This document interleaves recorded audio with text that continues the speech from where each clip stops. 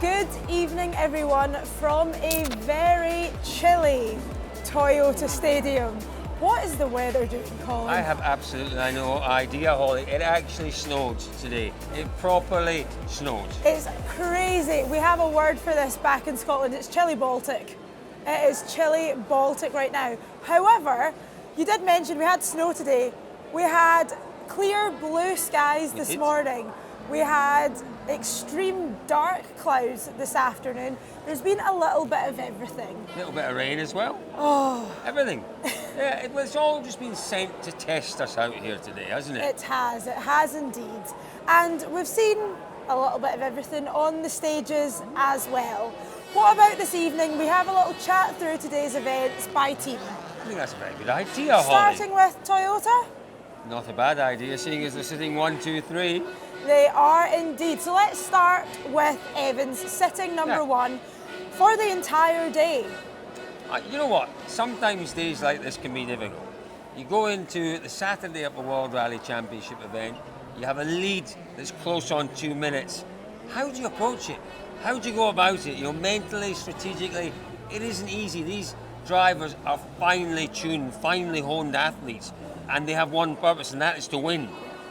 Elfyn Evans has gone out with a massive margin this morning, or today. He's allowed himself to be a little more conservative in the way he's approached stages, and Elfyn has dealt with it exceptionally well. Yeah, he's not got a 2 minute lead at the end of the day, but he's got plenty of time still in hand. He's not made any mistakes.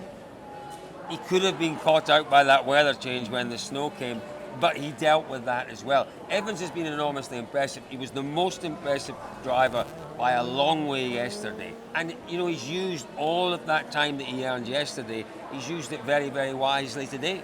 He's managed the risk really well out there. So where, you know, the opening stage, the second stage of the morning, the two proper stages, really slippery under the trees, really narrow in places, no margin for mistakes. Mistakes heavily punished. So he's used that time he's got. He's taken his time. He's not maybe gone in too deep. He's not pushed the car too hard.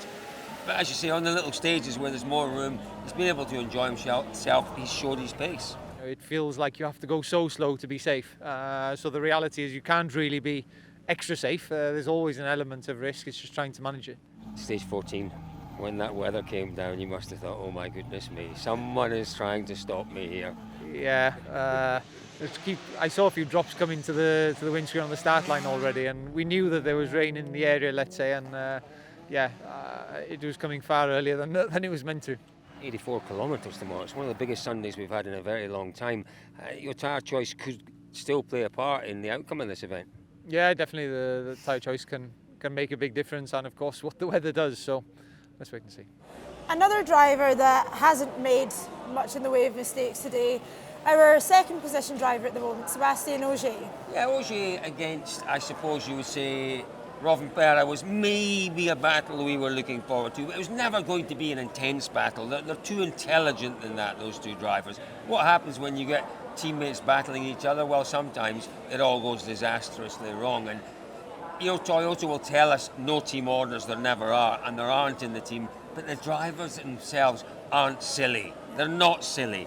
They're not going to go and fight each other. Rovanperä had time to make up on Ogier today. He knew to do that he would have to take risks, and he just wasn't prepared to do that.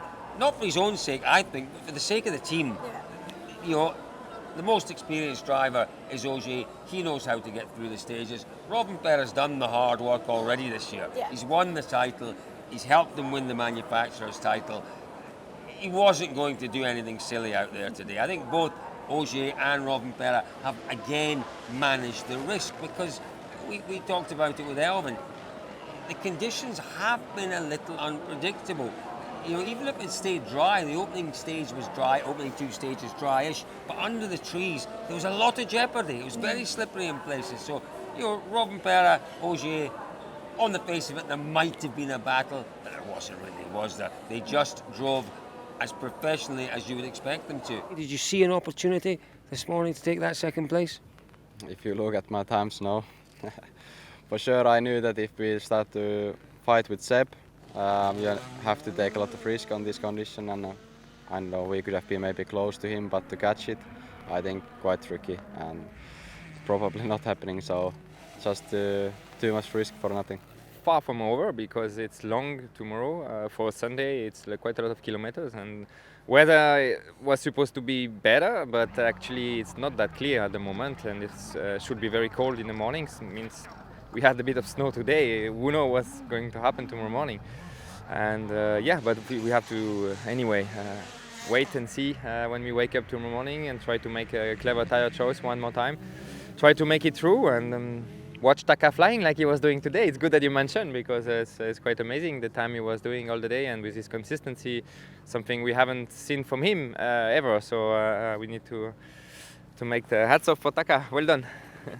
Obviously, we have Ogier, one of the biggest names in the sport. Champ by name, champ by nature to a lot of people. What do you think it means to Taka-san to hear words like that coming from Ogier? You know what? A bit of encouragement, complimentary words like that from one of your peers and someone of Ogier's standards, for sure it'll give him a boost. And for sure he's a little bit of a confidence driver. We had a good long chat, didn't we, with Jari Matti today, and Jari Matti said that. He feels it when he has bad results.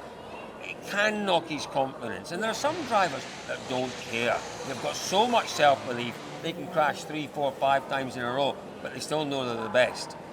Katsuta-san does occasionally need an arm putting around him. And that kind of verbal arm that Ogier has put around him tonight, absolutely. He'll take a lot of energy from that and a lot more self-confidence and self-belief. Yeah, I'm sure it will mean a lot to hear one of his peers talking about his performance in that sort of way, and knowing he's got the backing behind him. Absolutely, he's got the whole team behind him, that's for sure. He had that unfortunate mistake on stage 2, which meant he wasn't going to win the rally. And he was way down in, 20th place or something. Yeah. Since then, though, his pace has been incredible and consistently incredible. Okay, he's got Tanak in front of him. He's got Lappi in front of Tanak. But I'm not writing him off for that 4th place. Only thing I can do now is that to get the 1, 2, 3, 4 for the Toyota. I just lost the opportunity to fighting for the victory in day 1 in the morning. So of course that is big, really big disappointment for me and for the fans. But now just I focus to get bring the very good result for the team. This is one of the most important thing for me at the moment. Just completed the one-day women's rear-wheel drive class at Dirtfish, and it was a blast. New experiences, learning a lot, it's a lot of fun.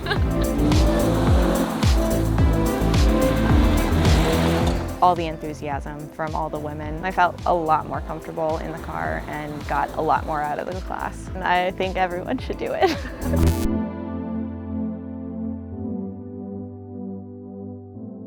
So we're now looking at Lappi and Neuville. Obviously you mentioned Lappi has got Takamoto coming up right behind him.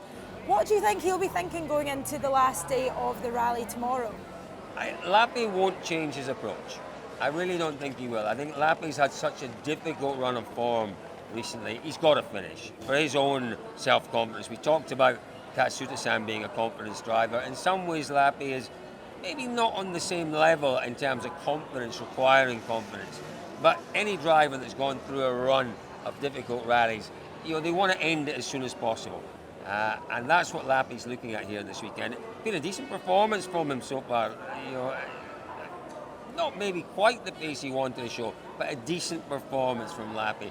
On to Neuville. I have to say, I was quite surprised by his attitude, his demeanour when we spoke to him just an hour ago at the media zone. Yeah. He seemed very happy, very content with what he was doing. I was under the impression he might have started today feeling quite down in the dumps, having gone from pretty much the top of the leaderboard to the bottom, but he seemed as though he was just quite happy out in the stages driving. Would that be fair to say? That is fair to say. That's exactly what his demeanour was like, and you put it that way, and it does make you wonder, make you think, But what can he do, though? What can he do? He has to come back. There's the opportunity to come back. It would be silly not to. Kilometres here are learned kilometres. Kilometres are in the bag for next year. Yeah, he can't do anything in terms of a result here now, but he can certainly use the time effectively. He can use the time in a positive way. And that's what he's done out there today. Lastly, let's move on to M Sport.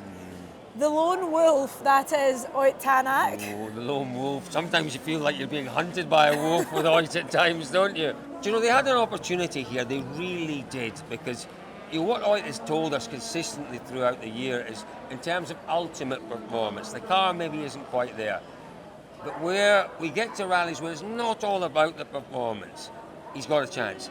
This weekend has proved to be that. Yeah. He was scuppered by those issues yesterday with the misting up windscreen. Had that not happened, Tanak would have been right there this weekend. And it's a real shame, but he's now just more or less going through the motions, isn't he? Just waiting until he can swap to the Hyundai overalls and get to the other team across the road.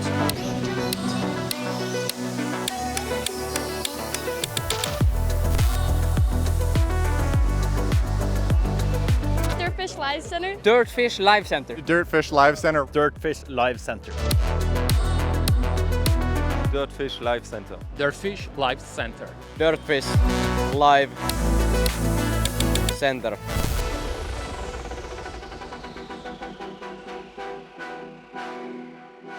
Very quickly before we end, shall we touch on WRC2? I think we should. It has been an interesting day for the WRC2 drivers. Hugely interesting day. That's where the real interest has been, hasn't it, really? I don't know what happened. The time was given back to Gregoire Munster, wasn't it, after an annulment of a stage yesterday, and it made things very tight indeed. There's been a handful of seconds between Gregoire Munster and Mikkelsen leading all day long, and Mikkelsen's the benchmark in that category.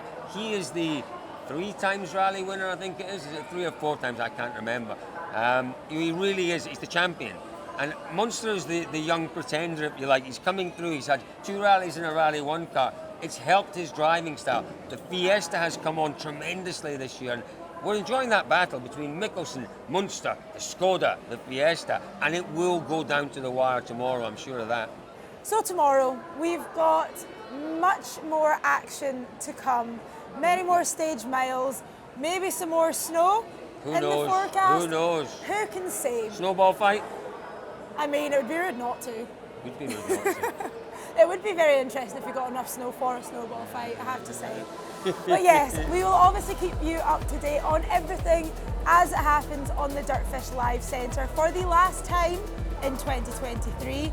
To follow us along on the Live Centre, hit that button up there. It will keep you up to date with everything that you need to know. And we will see you again tomorrow. See you tomorrow. Goodbye.